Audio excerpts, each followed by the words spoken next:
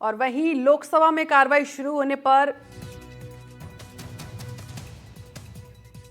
इस वक्त की बड़ी खबर आपको बता रहे हैं, जहां पर स्वास्थ्य कारणों से इस्तीफा दिया गया है। उपराष्ट्रपति जगदीप धनखड़ का इस्तीफा, ये बड़ी खबर आपको बता रहे हैं। स्वास्थ्य की वजह के चलते ये इस्तीफा दिया गया है। तो आपको बता रहे हैं जगदीप धनखड़ ने इस्तीफा दे दिया है। अपनी स्वास्थ्य के चलते उन्होंने इस्तीफा दिया।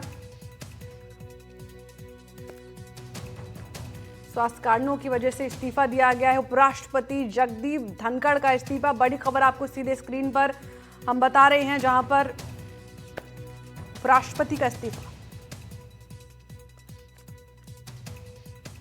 जो अपनी ट्वीट की है उसमें इस बात का उन्होंने जिक्र किया है कि उन्होंने ये चिट्ठी जो है अपने इस्तीफे की वो राष्ट्रपति को भेजी है और वो बहुत ही थैंकफुल हैं कि उन्हें देश के उपराष्ट्रपति के तौर पर काम करने का मौका मिला।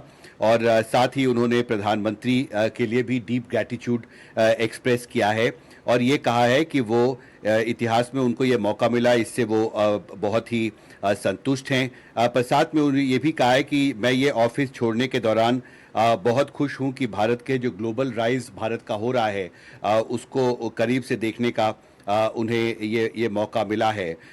फिलहाल उनके दफ्तर की तरफ से ये कहा गया है कि ये इस्तीफे की जो चिट्ठी है वो हमने सार्वजनिक की है और इस बारे में आगे विस्तार से जानकारी के लिए थोड़ा इंतजार करना पड़ेगा। सुमित, हिमांशु, दो चीजें पूछना चाहूंगा। आज संसद की कार्रवाई थी, मॉनसून सत्र शुरू हुआ है। राज्यसभा में चेयरमैन साहब मौजूद थे, उपराष्ट्रपति मौजूद थे, क्या वहां से इंडिकेशन मिला? और दूसरी बात, अब जब इस्तीफा उपराष्ट्रपति का हुआ है तो संविधान क्या कहता है, ये जिम्मेदारी अब कौन संभालेगा?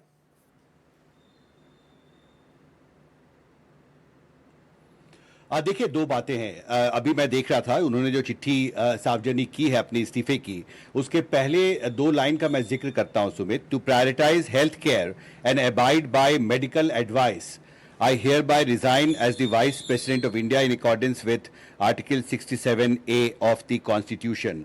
तो इन्होंने एक हेल्थ का एक जिक्र किया है, अपने मेडिकल एडवाइस के आधार पर यह फैसला किया है, इसका जिक्र उपराष्ट्रपति ने किया है।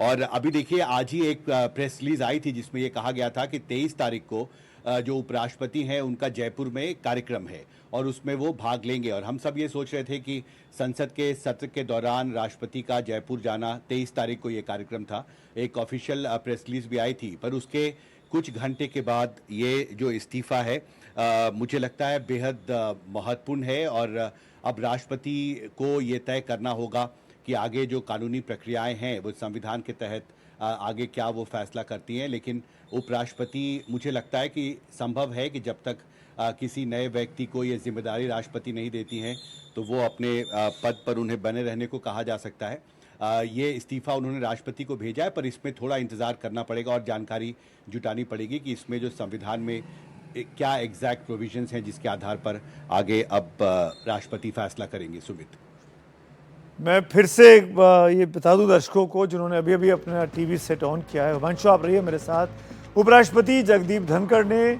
डॉक्टरों की सलाह पर अपनी सेहत की वजह से अभी अचानक इस्तीफा दे दिया है।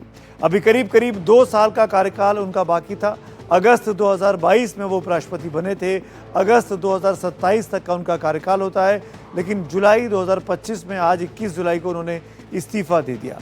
उपराष्ट्रपति ने इस्तीफा देने के बाद अब सवाल ये उठता है कि राज्यसभा के वो सभापति हैं, राज्यसभा की कार्रवाई के सभापति होते हैं, चेयरमैन होते हैं, उनकी अगुवाई में राज्यसभा की कार्रवाई चलती है और वहाँ पर एक उप सभापति भी होता है जो हरिवंश जी हैं आज की तारीख में भी सत्तारूढ़ दल की तरफ से।